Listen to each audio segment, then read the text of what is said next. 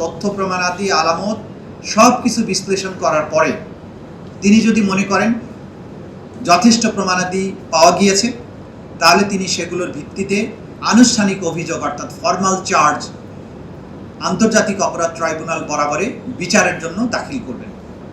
Formal charge দাখিলের পরেই বিচারের আনুষ্ঠানিক প্রক্রিয়া শুরু হয়ে যাবে আন্তর্জাতিক অপরাধ ট্রাইব্যুনালে।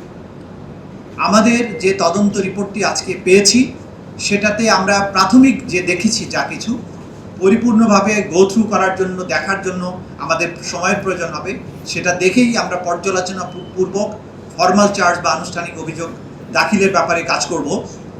তো প্রাথমিকভাবে তার বিরুদ্ধে মূলত 5টি অভিযোগ আনা হয়েছে। তদন্ত রিপোর্ট আমাদের আইন অনুযায়ী এটা সম্পূর্ণ ক্লাসিফাইড ডকুমেন্ট। এই তদন্ত রিপোর্টের কোনো বিষয়বস্তু আমরা আসামি পক্ষকেও দিব না, আমরা কোথাও এটা দিতে বাধ্য নই, এটা দিতে পারবো না।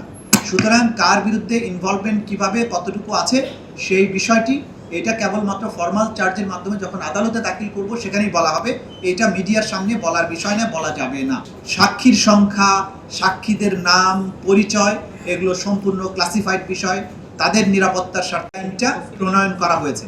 এখন আমরা ভবিষ্যতে সিদ্ধান্ত নেব যে কোনো রাজনৈতিক দলের বিরুদ্ধে তদন্ত করা হবে কিনা এবং তাদেরকে বিচারের মুখোমুখি আনা হবে কিনা।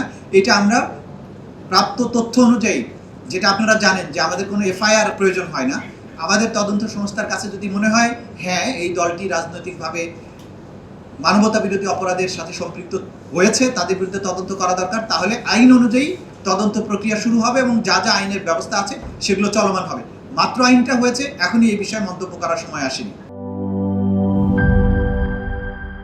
Enjoy the life, চলো উড়াই খুশি তুলে নিয়ে হাতে।